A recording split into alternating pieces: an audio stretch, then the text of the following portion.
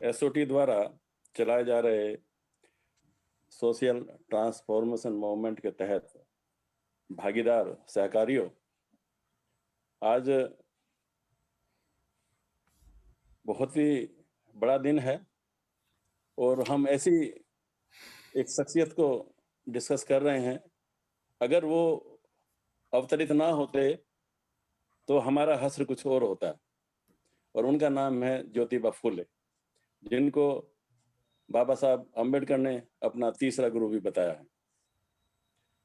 उनका ही योगदान है जिससे प्रेरणा लेकर के बाबा साहब आगे बढ़े, और उनका ही योगदान है जिनसे प्रेरणा लेकर के हमारे बच्चों की एजुकेशन शुरू हुई, और महिलाओं, खासकर महिलाओं की, उनकी पत्नी के द्वारा महिलाओं की एजुकेशन शुरू हुई। ये समझिए कि एक तरह का जीवन दान है हमारे लिए भी, और विशेषकर महिलाओं के लिए, और महिलाओं किसी विशेष कौम की नहीं, सभी के लिए। तो उनको याद करना, मैं उनको भावपूर्ण अपनी श्रद्धांजलि अर्पित करता हूं और थोड़ा सा उनके बारे में बताने की कोशिश करता हूं, क्योंकि हमें इन महापुरुषों का इतिहास जानना चाहिए। ज्योतिबा फुले जी 11 अप्रैल 1827 को उनका जन्म हुआ। पिता उनके गोविंदराव फुले थे और माता उनकी विमलाबाई थी, और माता विमलाबाई उनको 1 वर्ष के ही थे तभी उनका माता का निधन हो गया था। इसलिए उनका लालन पालन जी है उनकी जो दाई थी सगुनाबाई नामक, उन्होंने किया था। परिवार का उनका जीवन बाग बगीचे में फूल मालाओं की बना करके, फूलों को बेच करके या उनका चलता था। और जब वो 7 वर्ष के थे उनका तब स्कूल में भेजा गया, और स्कूल में भेजने के तुरंत बाद ही उनको महसूस हुआ कास्ट डिस्क्रिमिनेशन। कास्ट डिस्क्रिमिनेशन, उस जातिगत भेदभाव शुरू से शुरू हो गया, और जब शुरू से शुरू हो गया तो उनको स्कूल छोड़ना पड़ा। तो लेकिन सगुनाबाई ने बालक ज्योतिबा को घर में ही पढ़ने में मदद करी, और घरेलू कार्यों के बाद में जो समय मिलता था उसमें वो किताबें पढ़ते थे, और पास पड़ोस के जो बुजुर्ग थे उनसे भी विभिन्न विषयों में चर्चा करते थे, और उनके तर्क वितर्क करते थे उनसे। उनके तर्क वितर्क से बहुत प्रभावित भी होते थे बुजुर्ग। तो इन्होंने बहुत सारे काम किए। उनमें सबसे पहला काम था इनका सबसे महत्वपूर्ण भी है, महिलाओं की शिक्षा। और सबसे पहली इनकी जो शिष्या थी, इनकी अपनी पत्नी थी माता सावित्रीबाई फुले। अभी जो प्रोफेसर साहब ने बताया आपको जी। और वो जो उनकी पत्नी थी, जीवन भर उन्होंने उनका साथ दिया। अपनी कल्पना और आकांक्षाओं के एक न्याय संगत और अपना समान समाज बनाने की उनकी ललक जी है 1848 में शुरू हो गई थी, और 1848 में उन्होंने एक स्कूल खोला लड़कियों के लिए, और ये स्कूल पहला स्कूल था लड़कियों के लिए देश में। इतना बड़ा काम उन्होंने शुरू किया। और उनकी पत्नी, जिनको ज्योतिबा फुले ने पढ़ाया था, उनकी पत्नी वहां टीचर बनी। उन्होंने अध्यापन का काम किया, और इस प्रयास में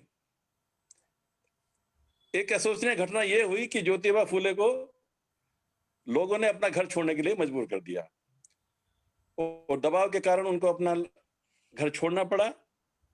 लेकिन वो उन्होंने हार नहीं मानी, और उन्होंने 1851 में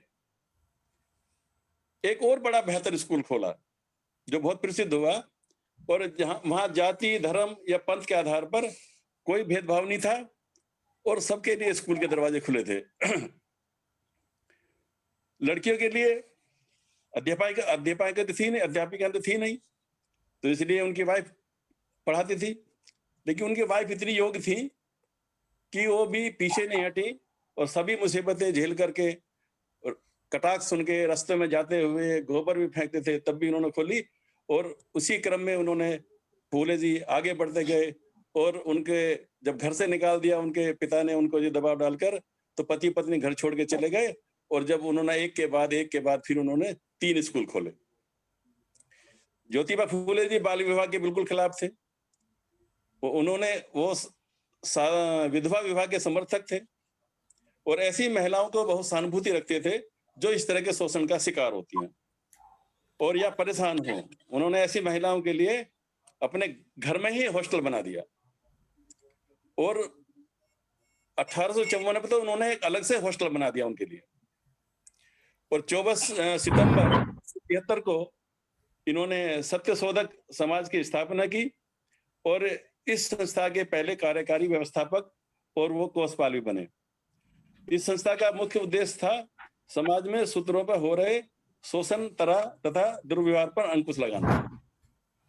उनकी समाज सेवा को देख करके 1888 ईस्वी में एक और महासमाज सुधारक थे उस समय, Rao Bahadur Vitthal Rao Krishnaji वांदेकर।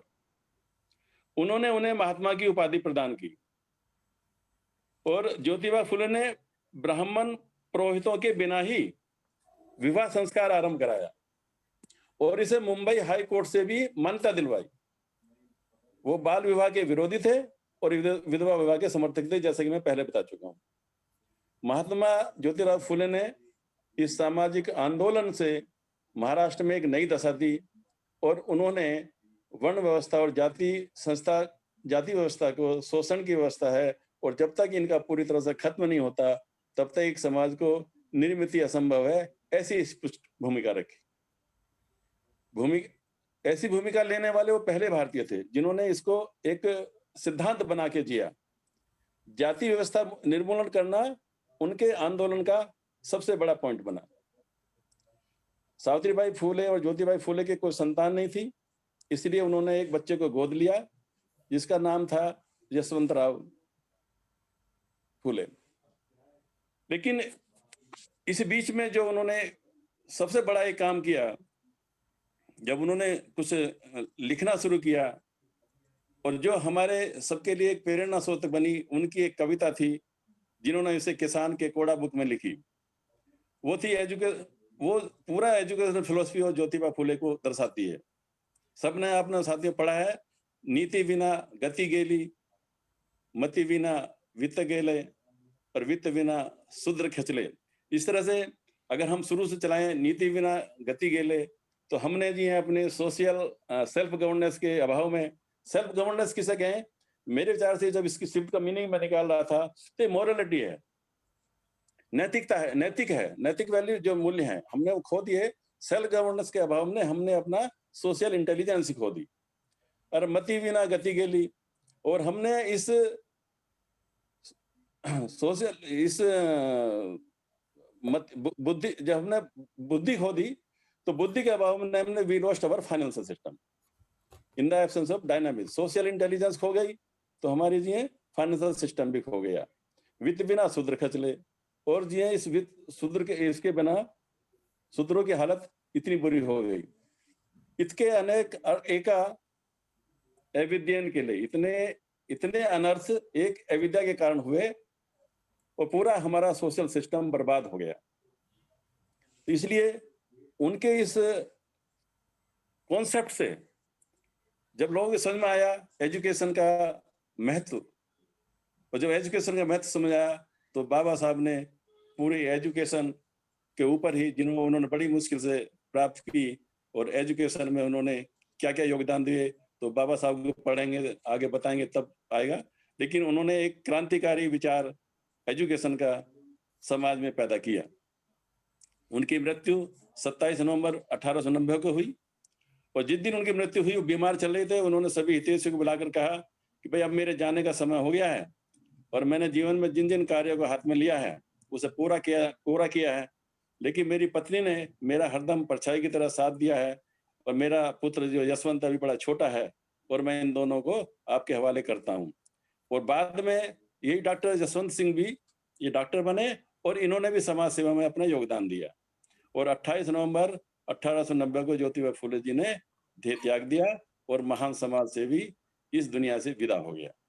Thank you sir, समय हो गया सर। ये साहब ये है, मैं फिर पुनः उनको श्रद्धांजलि अर्पित करता हूँ। जय भीम, जय भारत। धन्यवाद। Thank you sir, thank you.